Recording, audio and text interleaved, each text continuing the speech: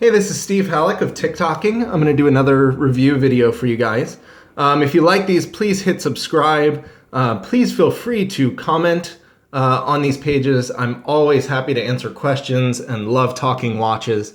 So I'd love to hear what you guys are thinking. And the more subscribers and views I get, the more I can go convince my buddies with really cool sky moons and things like that to give me their watches to video. So please share, like them, enjoy.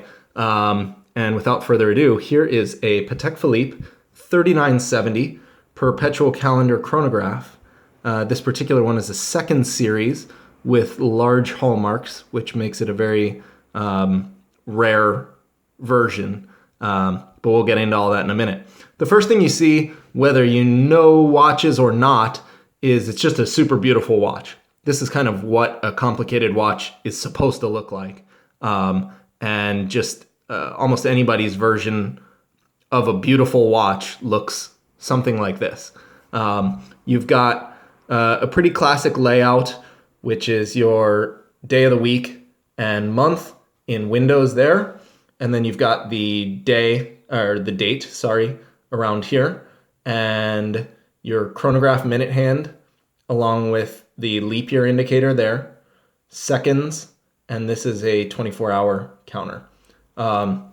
So some of the cool features of this movement are, first of all, it's a instantaneous jumping minute hand.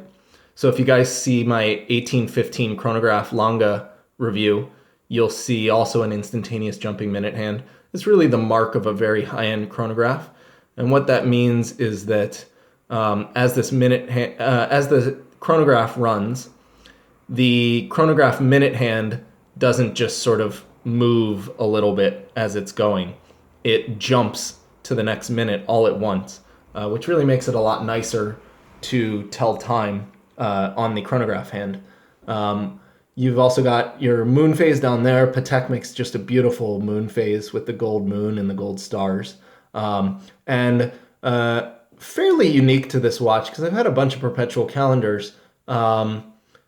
The leap year indicator is also instantaneous. So lots of times you'll see that they sort of drift as the year goes by. For example, obviously it's December now, and so we would be very close to year 3. The leap year is 2016, and I'm filming this in 2014. So 2015 would be year 3, and 2014 where we are is year 2. But you can see it's pointing to 2. And then all at once, when it jumps to 2015, this hand will jump up to year 3. So that's pretty cool. I hope you saw the instantaneous jump of the minute there. I'll point it out next time it comes around. A couple other cool features. The 12 and 24-hour counter is really helpful in a perpetual calendar. For example, if you're changing the time, let's say, right now it's 11:34, and let's say the watch was not on the right time and I needed to change the time. Well, it's really helpful to know if that's 11:34 a.m. or p.m., because if I advance it through 11:34 p.m., then all the functions go to the next day, and that might not be what I want, or it might be what I want. So it's good to have that indicator. All right, so this is coming around. Let's just watch the chronograph minute hand there jump. Boop. All right, there we go. So this particular one, as I said, is a second series. Now, these series are sort of a modern conceit. People noticed that a bunch of kind of different looking ones were made, and they called them the first series, second series, and third series. The first series looks really a lot like this, except these two subdials are actually a little bit more pink and a different color than the rest of the dial. So the first series are pretty easily identified. They're also very rare. I think there was like 100 or 200 of them made, so you don't see those very often. The second series also is a lot more rare than the third series, and this is a second series. So what you have are these beautiful leaf hands and these square or rectangular hour markers and a kind of silvery whitish dial. And this particular one, as I mentioned in the beginning, has large hallmarks. So here, let's reset stop and reset the chrono quickly. All right, so the large hallmarks are these. You can see these very large hallmarks here on the side of the case. This is a really rare variant that's pretty desirable by a lot of collectors, only because it's rare. Obviously, it doesn't make a difference, but it's just kind of cool. It's something extra cool to a second series. I think there's, probably less than 100 or so of these second series with the large hallmarks that exist. So that's kind of neat. And then the third series have faceted hour markers that have triangular points on the ends, and the hands are faceted sticks. So they're just kind of straight, and they have a point, and they're faceted. I much prefer the second series hands to the third series. It really makes a big difference. Also, the third series has a much whiter dial, and the print is a little bit darker. So overall, it's just a little bit more kind of modern, also a little dressier with all the faceting. And these look a little bit more vintage, which I think is cool. So let's flip it over. This particular one has a sapphire back. Most of the second series were shipped with solid backs, but towards the end, people started requesting sapphire backs or swapping in sapphire backs. So you find a lot more with them. And you can see why. The movement is incredible. It is based on a Lamania base, which is probably the best chronograph movement of all time, sort of overall. It's the same base as used in the Omega 321 for the early Speedmasters.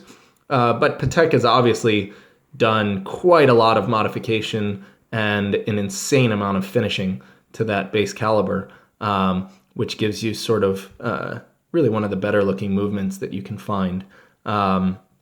So let's watch the chronograph work from the back. Make sure I get the right pusher upside down. So you can see here, that's the column wheel. That's what sort of is the heart of the chronograph mechanism. And you can see when I press start, so this pusher connects, it lifts that thing which lets the chronograph start running. And if I were to stop it, now you can see that's blocked. And then if we reset, boom, it just brings everything back, and that brings that back to zero. So that's how a chronograph works. And by having it be manual wind, obviously you can see the movement a lot better. Everybody loves a manual wind chronograph. So you get just this beautiful movement. Now, manual wind chronograph is great. Manual wind perpetual calendar is a bit of a different story. The whole reason for having a perpetual calendar, or what it does basically, is it keeps the calendar correct no matter what's going on, what month or what year you're in. So it knows the short months and it knows the leap year. Obviously, for that to be useful, you need it to always be working. If it dies, then you'd have to reset it no matter what. And so it's kind of interesting having a manual wind perpetual calendar, because basically to get the most out of this watch, you have to wind it every day, which can be a bit of a pain, but also it's sort of the charm of these watches.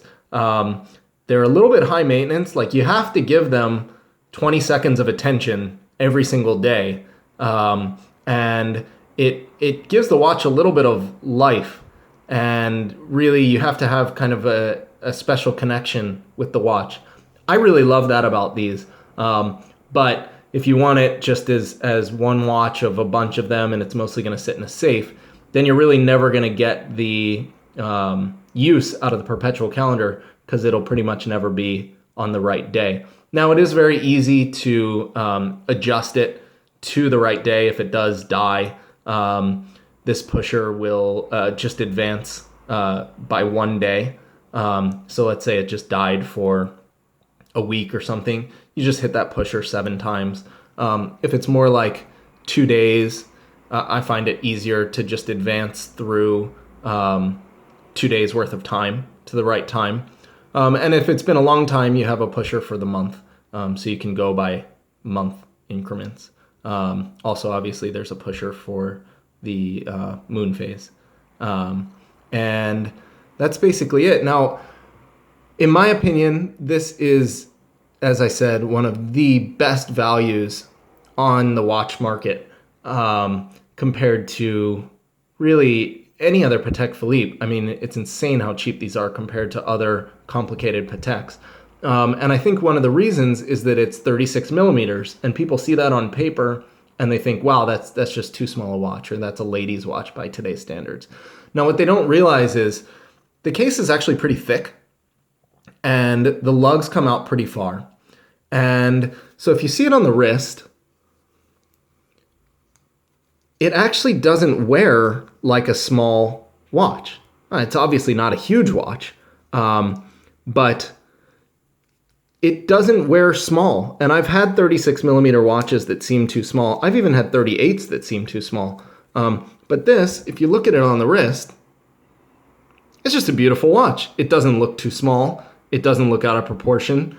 It just looks fantastic. And I think one day the market is going to realize that these are way undervalued, and I think they're going to come up a lot in price. So if you do have the coin and you're looking for a nice watch and you're going to just have it for a while, I think you could do a lot worse than buying a 3970, wear it every day, enjoy it, and in a while, it's going to be worth more than what you paid for it, in my opinion. So I certainly wear this one a lot. I love the watch. I even love it in yellow gold, which is the cheapest of the versions, but I actually prefer it to rose gold, and I prefer it to the white metals in these. It gives it this kind of vintage look, and man, it's just a killer watch. It's a beautiful watch. It's sort of, you can't get much better than this in a classic piece. And of course, it's a Patek Philippe. I mean, they've now almost become a household name for a high-end watch. Everybody knows Patek Philippe now, which is kind of insane, given that it's sort of a niche product still. But here you have a Patek Philippe Perpetual calendar chronograph, kind of the best of what they do, that hasn't yet gone totally insane with the market. In fact, the price of them is very similar to what they cost new, whereas the $24.99, like the immediate model before this, they can go up to like $1 million now, which is just insane. So anyway, I hope you enjoyed the review. If you have any questions about it, leave them in the comments. I will answer for you. And otherwise, this is a Patek Philippe 3970 in yellow gold with large hallmarks. And I'm going to wear it today. Thanks.